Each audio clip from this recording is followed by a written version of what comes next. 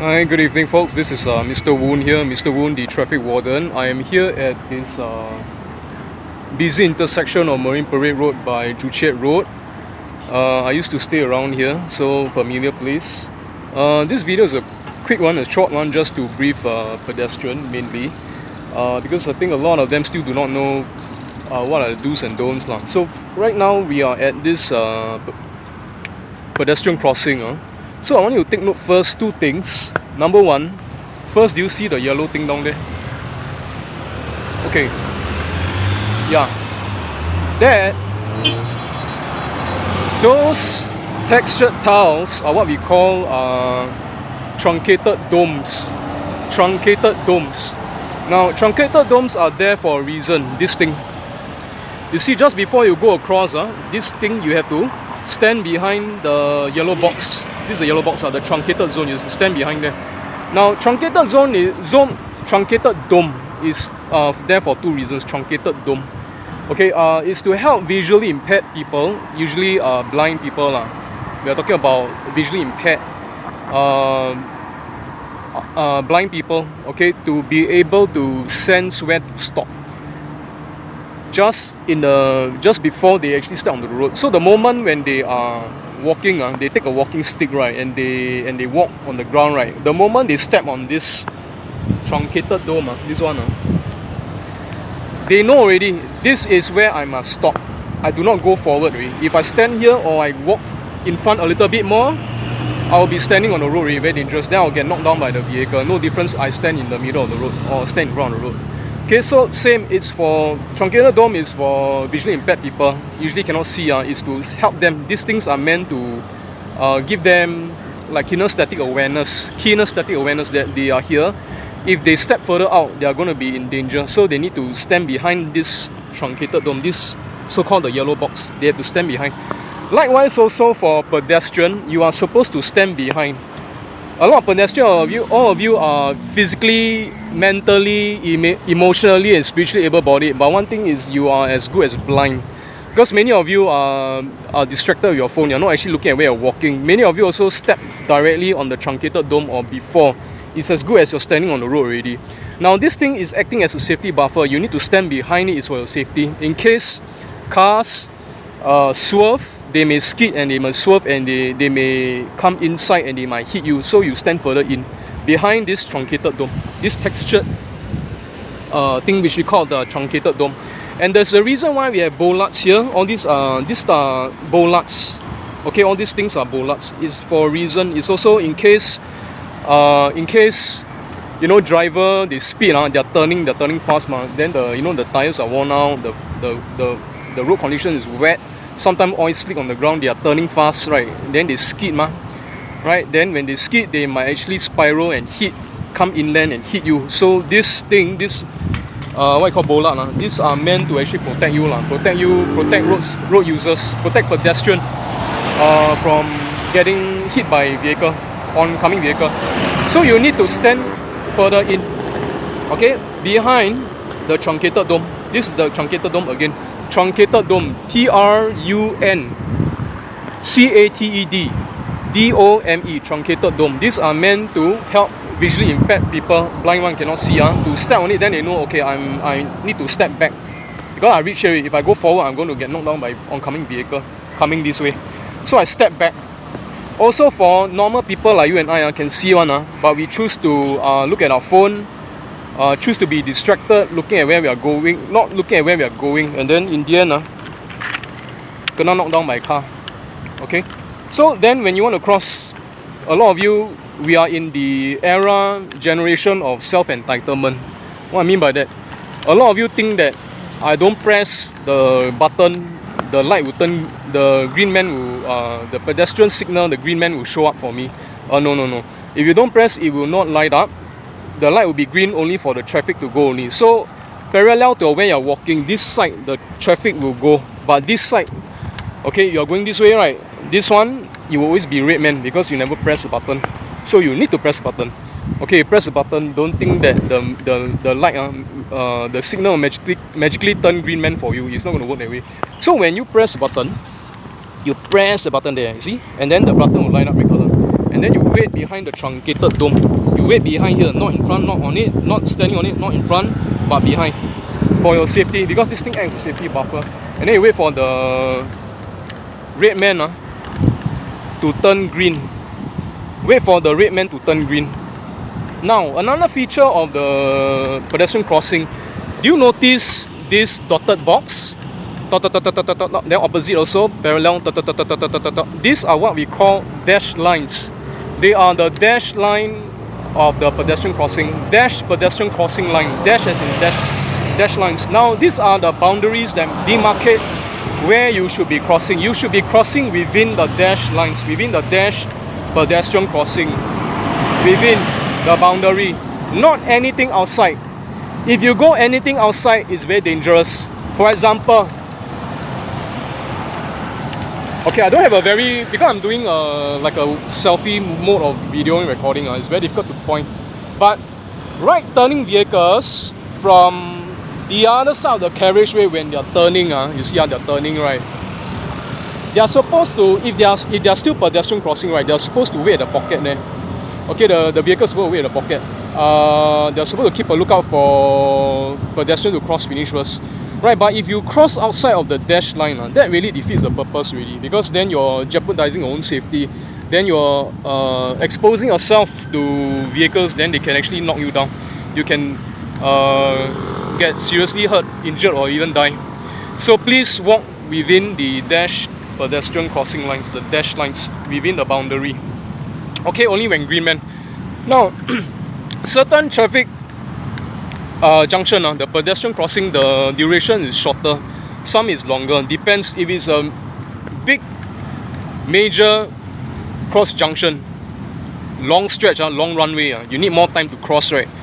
Okay, so they will usually the duration will be longer. So when you press, you wait for the green man, then you cross. Before you cross, you might want to check clear, make sure the vehicles come to a stop. This is the stop line. You see this white line? This is the white line, the stop line. They are supposed to stop for you. When they stop, they come to a complete stop, then you cross. You don't cross when they haven't come to a stop. Likewise, if this is a discretionary junction and there's vehicle, as you are crossing there, right, there's vehicle coming from this side, turning, discretionary junction, you know how it works, right? Light is green, but vehicle can go straight, can turn left, can turn right. So if they see that it's clear, but last minute got people dash in, they still have to wait. But if let's say you are coming up from a blind corner, blind spot, you can get hit. So okay, like now, you see, now it's green man, right? Now you can cross, depending on the duration. But once, okay, I want you to observe the green man. I want you to note when the timer comes out. Basically, this is a green man, it's a pedestrian signal. When you see the green man, then you can cross. When you see red man, you are not supposed to cross. Okay, now the timer come out already. Okay, 13, 11, 10, 9, 8, 7, 6. By the time it hits 5 seconds, it will start to flash. The number and the green man will flash, flash, flash. During this time, 5 seconds and below, you're not supposed to cross. You are not supposed to cross when it is 5 seconds. Because it's a long runway, it's a short duration, you're not going to make it across. If you're old, you're not going to make it across, you're going to run. Okay, if you run, you trip and fall, then you have very little recovery time. The vehicle turning right, they won't notice you are in a blind corner, you are down, because you fall down, you're on the ground. They cannot see you, you're not standing up. So they will go over you, they will hit you, they'll kill you. So you don't rush. You wait for the next opportune moment to cross, and that's when you have to press the button again. Okay, so just recap. When it's at 5 seconds, the countdown timer and the green man will flash. That's when you stop crossing. You don't cross. If you haven't crossed it, you don't cross. If you are crossing, still, you quickly brisk walk across. Quickly get it done with. If let's say you are already crossing and the light turn red already, right? When it's 5 seconds and you're crossing already, you know you're trying to cross fast. Long runway, and you are a bit late, so you cross already, right? Never mind, you continue to brisk walk faster. Even red light, you continue to brisk walk faster. The vehicle that's turning, they are supposed to stop and give way to you. They are supposed to stop and give way to you regardless. Okay, because it's life over vehicle. Life over vehicle. Now, a lot of common mistakes that people or other pedestrians like to make when they are crossing the road. Number one, looking at phone. What we call distracted walking. It is so bad, they don't even know they are actually at the road. They are crossing a junction and they don't even know. They are crossing the road, they don't even know, because they are so fixated on their phone. They are so distracted looking at the phone, they don't even know they are crossing the road. This is very dangerous. Another thing is a lot of young people, especially girls and older ladies, they are, they like to carry umbrella even on a hot day. And hot day, they carry umbrella because they don't want the sun to glare. So you know what they do, right? They tend to tilt the umbrella. They cover this side. So the umbrella, the canopy is covering the side view. The peripheral view to see the side is affected because you are causing your own blind spot. You cause your own blind spot when you tilt your umbrella, you cannot see. So what happens? What if there's oncoming traffic, right? Discretionary turn, and then you get hit, you don't even know the car come. Or what if the driver run the red light and hit you? So you're not even aware that got vehicle coming. So you please don't tilt the umbrella. You hold the umbrella, hold it up high so you can see all around. Your vision should not be affected. Another thing is this: a lot of cyclists, a lot of you all don't. Same thing. You all like to cycle. One hand hold the handlebar, one hand hold the umbrella on a rainy day. That's a very stupid thing to do. When you're cycling, both hands must be on the handlebar. You must be able to control your bicycle. And your by right supposed to dismount and push is for your safety. But if you decide to ride across, both hands must be on the handle. Don't hold one hand on the handle and one on the umbrella, and then worst thing, you hold the umbrella so low and you tilt somehow, you can't even see your side view. Your peripheral vision is affected. So the vehicle turning can hit you and then you can die. Nobody's going to care about you. So when the driver hit you, they will always give 3 excuses. Number one, sorry, I never see you. I cannot see you. I didn't know you were there. Right? Sorry, I never see you. 2, sorry, I got no choice. Sorry, I got no choice.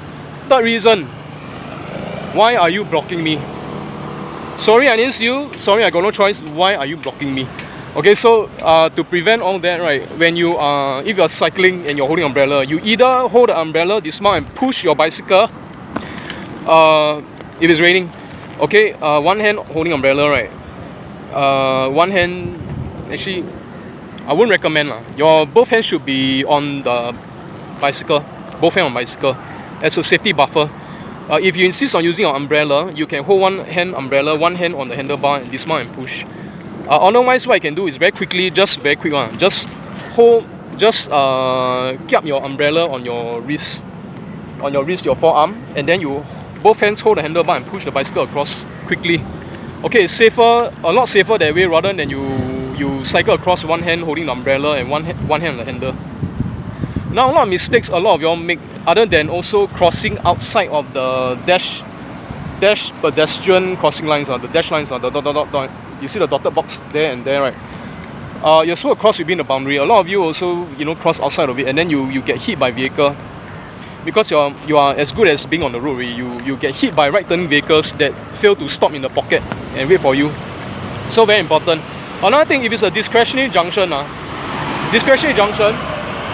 lot of times, a lot of people are crossing, correct? So when they cross finish already, right, the driver on the opposite carriageway want to do a right turn. He will think that, okay, there's nobody already, I can go. And then they're going to turn fast.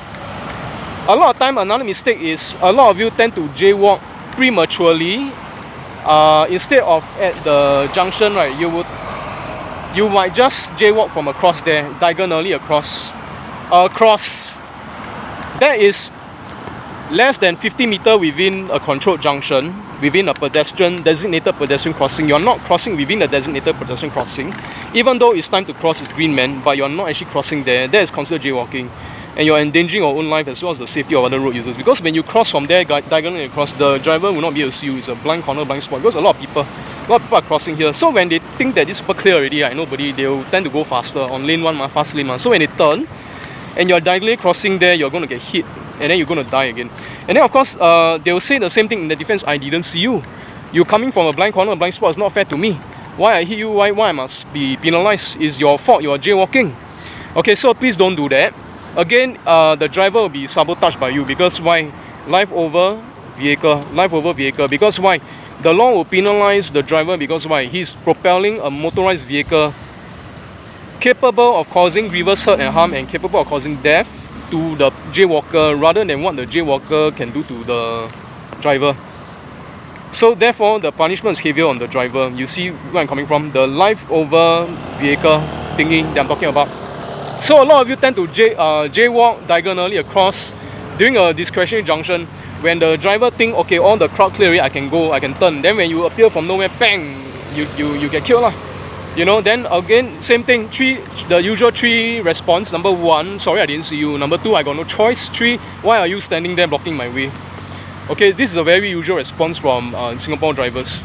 Okay, so that's pretty much about it. I just want to educate you guys. Again, same thing, only when green man, then you cross.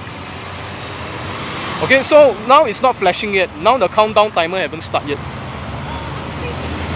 So you can cross, but cross within the dash pedestrian crossing line, the dotted box left and right on opposite side, parallel to each other. Okay? A lot of you, you see this one walk on the border or walk outside is very common. But you try to walk inside within the boundary of the dash pedestrian crossing line.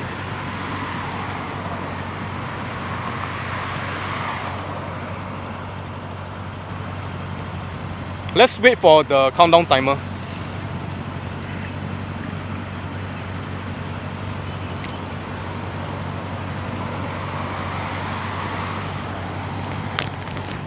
There are a lot of last minute jaywalker, J-dasher, J-cyclists that go across last minute. Try not to do that. You are endangering your life as well as the life and safety of other road users. Okay, now the countdown timer start already. So you can see it's coming down. 9, 8, 7, 6, 5. By the time they hit 5, the timer and the green man will blink. They will flash. So the 5 seconds, you better don't cross. You press the button, wait for the next opportune moment to go across, only when green man.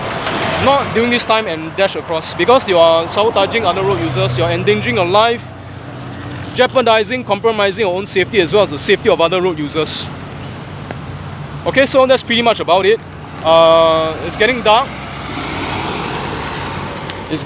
I need to end the video. If not, you won't be able to see a thing. It'll be after dusk, totally dark already. So I hope that this video has taught you something, beneficial for you, take home message. Please exercise due care and safety, sheer responsibility and safety, when you are using the roads. The roads is, like I said, the public way is a shared public space, so all of us have this pivotal role to play to keep the roads a safer place for all of us, to keep a safer place for a more enjoyable, seamless commuting experience for the benefit of other road users. Okay, so all of us got a part to play, so hopefully you do yours as well. And then that's it for today. Hopefully you've been blessed by the message. Thank you very much for this for viewing this video clip. Hope you learned something. Hope you benefit from it for your safety, for your loved ones as well.